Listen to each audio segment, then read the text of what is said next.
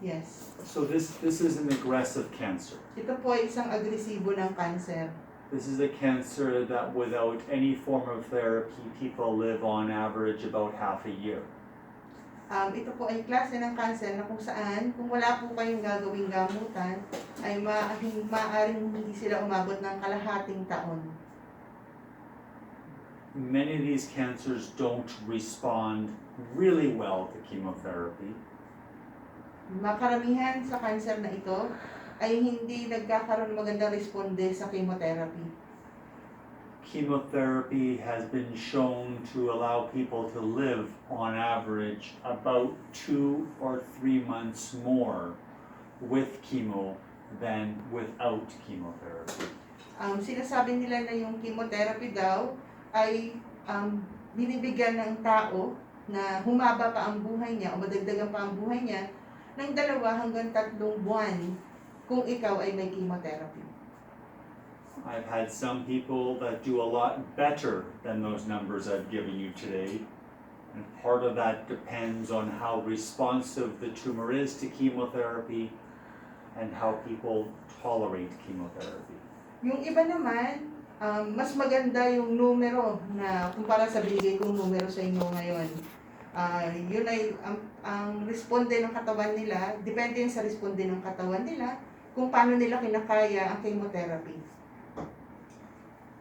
I understand from Nubia, my nurse, that for the most part, you're doing pretty well right now from a strength perspective and how you're feeling. Nabanggit sa akin ni Nubia, ng aking nurse, na kung titignan niya, ikaw daw ay malakas at pati kung ano yung pakiramdam mo ay mukhang maayos naman. I understand that you're able to go out for walks, you're able to go out shopping if you have to, that's okay. You're not having any naps right now during the day? Ang nabanggit din niya, pagkakaintindi ko, ikaw daw ay nakakapaglakad-lakad, nakakapag-shopping, ayos yun. Hindi mo din daw kinakailangang umidlip sa araw. And are you eating okay? Your weight has been stable? Ayos ka bang kumain? Ang timbang mo ba ay ayos naman? Yes. Yes, okay. No nausea, wanting to throw up and get sick? Hindi po ba kayo naduduwal o parang gusto niyo sumuka na parang may sakit kayo? Ayun nga yung sinasabi ko nga doon sa lalamunan ko. Yes, that's what I'm saying about my throat. Para akala mo kami bulati. It seemed like there's a worm inside.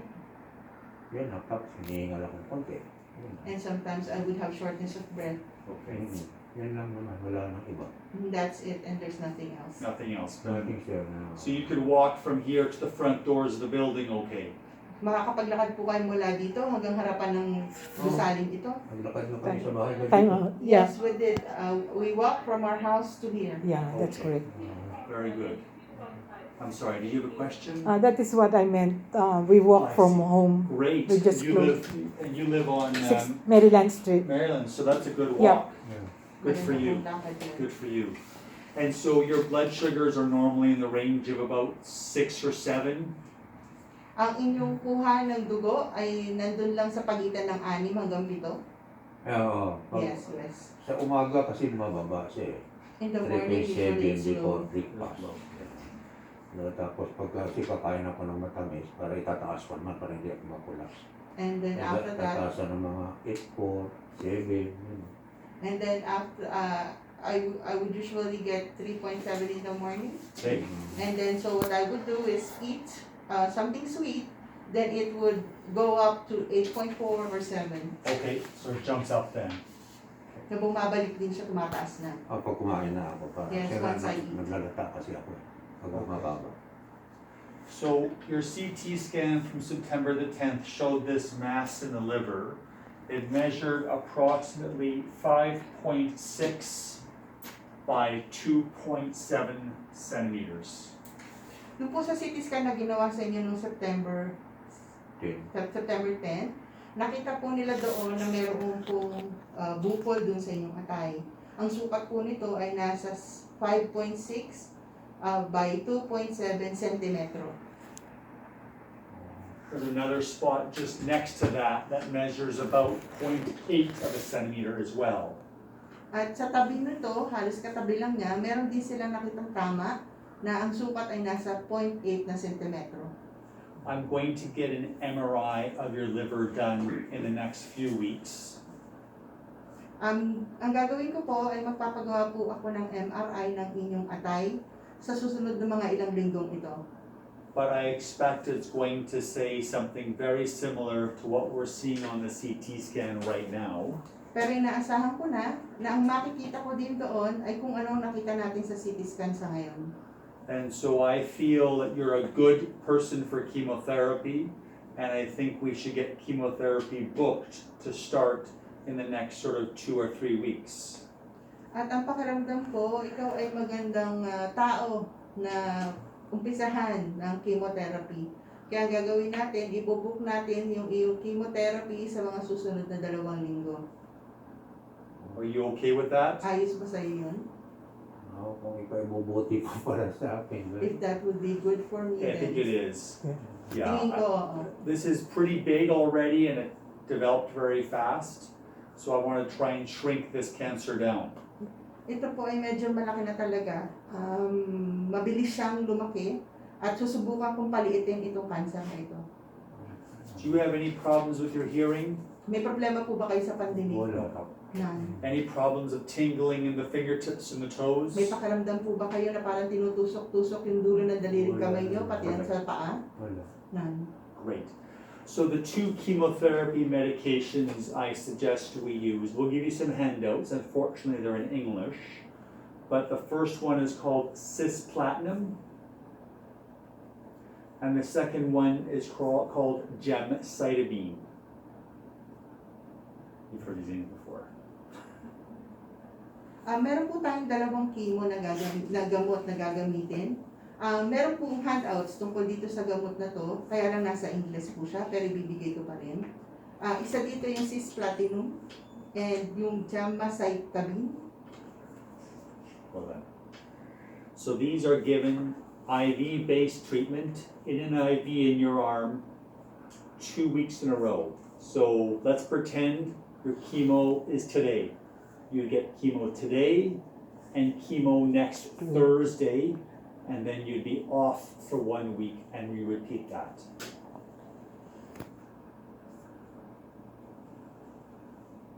Ito pong gamot na to ay pinadadaan po sa swero. Ito po ay ilalagay sa inyong braso. Ang gagawin, ito po ay 2 linggong ginagawa. Halimbawa po, kayo po ay ikikimo ngayon, araw na to. Ang sunod po ay sa susunod na Huwebes na. Tapos sa susunod po, 1 linggo kayong wala. Tapos uulitin po ulit natin. So that would be day 1, day 8. Okay. Bale, mangyayari po, day 1 o unang araw o day 8 pangwalang araw. So you get those 2 medications, the C drug and the G drug in your IV, and you go home afterwards. You'd be here for approximately 3 or 4 hours. Okay. Bali po, yung 2 gamot na yon ang ibibigay natin, yung C drug, pagkatapos po yung G drug. Nandito ka siguro pag ginawa yung mga 3 hanggang 4 na oras. Okay. For the most part, these are pretty well tolerated medications in the doses that we're giving you. Sa kabuang parte, ito ay yung sa lakas na ibibigay namin sa inyo ay kakayanin naman ito. People will feel more tired after chemotherapy for a few days. Yung ibang tao, maaari makaramdam ng pagkapagod sa loob ng mga ilang araw.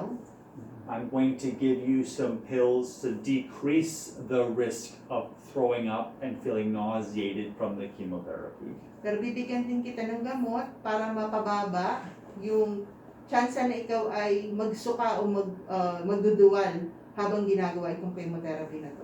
So every 3 weeks, you go back to your pharmacy and pick up a refill of the oral pills for each chemotherapy.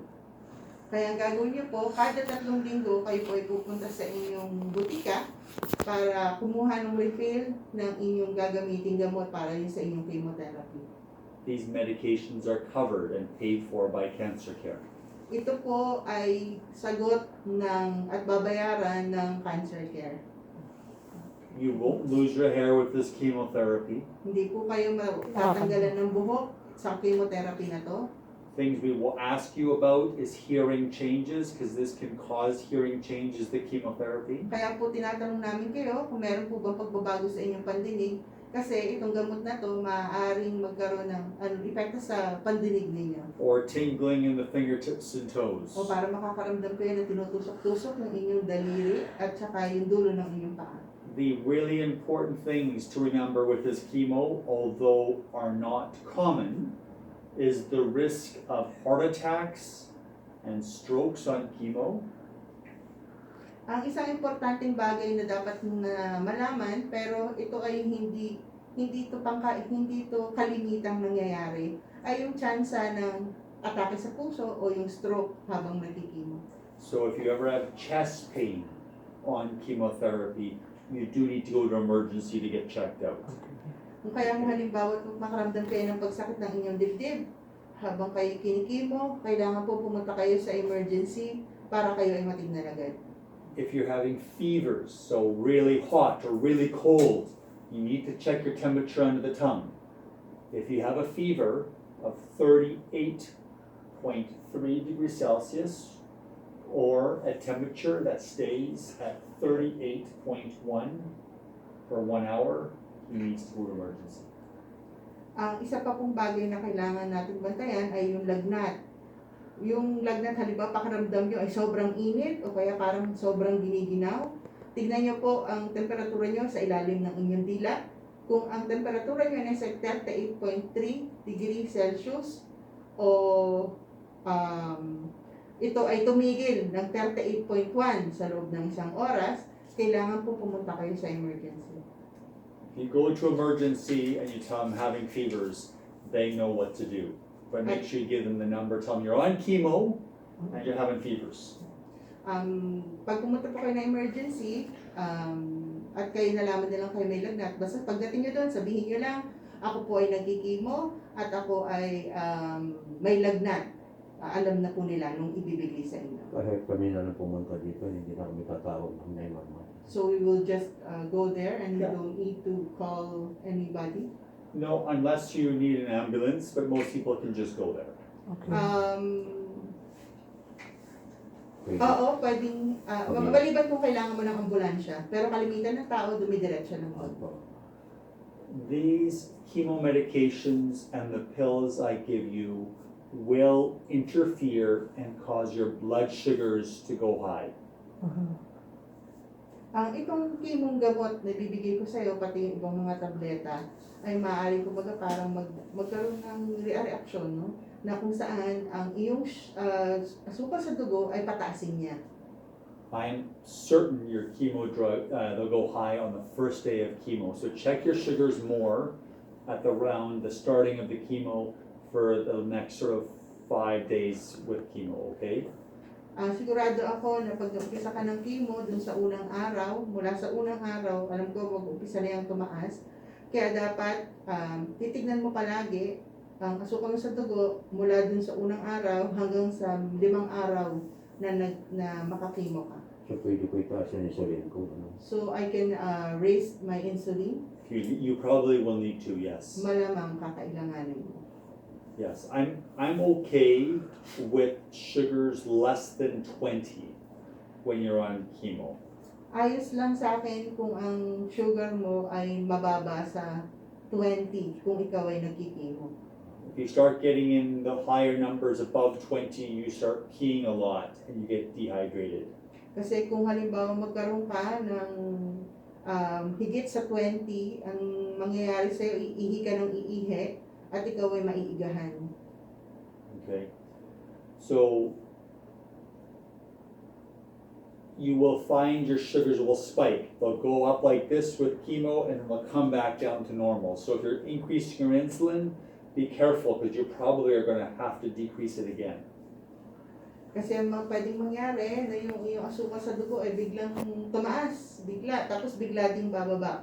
Kaya mag-iingat ka kasi pag itinaas mo yung iyong insulin, baka kasi kailanganin mo rin agad siyang ibaba.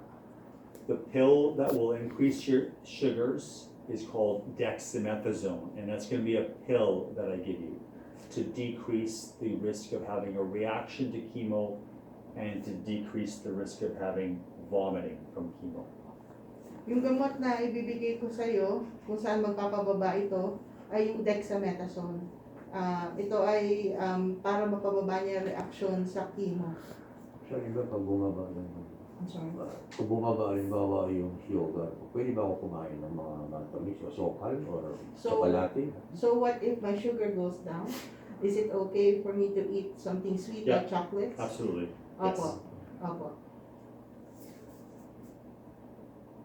This site is closest for you to have chemo, obviously, because you live just close by here at this center. Itong lugar na to, ito yung pinakamaganda kung saan makakatanggap ka ng gamutan na to kasi malapit lang kayo dito sa center na to. Okay.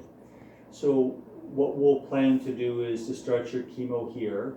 You'll see Christy, who's one of my nurse practitioners I work with every 3 weeks to make sure things are good. She'll be checking your blood work, she'll be asking you questions about how you're doing, and then she'll be ordering your next cycle of chemotherapy. Ang plano natin ay umpisahan natin yung iyong chemotherapy. Tapos, makikipagkita ka kay Christy. Ito ay nurse practitioner na kasama ko. Kada 3 linggo, ang gagawin niya, titignan niya yung mga eksaminasyon ng dugo na ginawa sa'yo. Tapos, kukumustahin ka niya kung kumusta ka. At siya na rin ang magbibigay sa'yo ng reseta o ng para dun sa susunod na gamutan mo. Wala naman pa. We're going to plan for 3 months of chemotherapy, which is 3 cycles, and then we will repeat your CT scan again to have a look at the cancer and hopefully have seen it shrink down or perhaps being stable. Ang plano natin ay gagawin natin yung chemotherapy mo sa loob ng 3 buwan. Bali ito ay 3 cycle na tinatawag. Pagkatapos nito, uulitin natin yung iyong CT scan. Titignan natin kung yung bumbukol ay lumiit o hindi siya nagbago. Ganun din. Okay. The MRI will be done shortly as well. I don't expect it's going to change the plan, but if it does, I will bring you back to clinic to discuss that. Okay. Okay. Yung MRI gagawin din natin, hindi pa nga lang, malapit-lapit na rin. Pero hindi, kung ano man ang resulta nun, hindi mababago yung ating plano. Kung sakali man at may mabago, asahan nyo na kayo tatawagan namin at pababalikin namin kayo dito para mapag-usapan ito. I'm going to ask my nurse to come in and give you some handouts. I've talked a lot today. Do you have any questions? Papabalikin ko yung nurse dito para bigyan kayo ng mga babasahin. Madami ako masyado nasabi ngayon. Meron po ba kayong mga tanong? Eh, yun ako yung ito naman kasi kinocomplete ko eh. Parang may naglalaro ng bulati. Kami siya pag medyo papasok ng problema kumain. Yan, pagkabusog na ako, tapos parang parang makatigas siya. Wala naman sa klima, wala naman sa hinihingal ako. It's just this thing that I'm complaining about. Is that inside my throat, it's like there's worms playing inside. I don't have any trouble swallowing. It's just that if I'm already full after eating, then my throat would start to be itchy, and there's not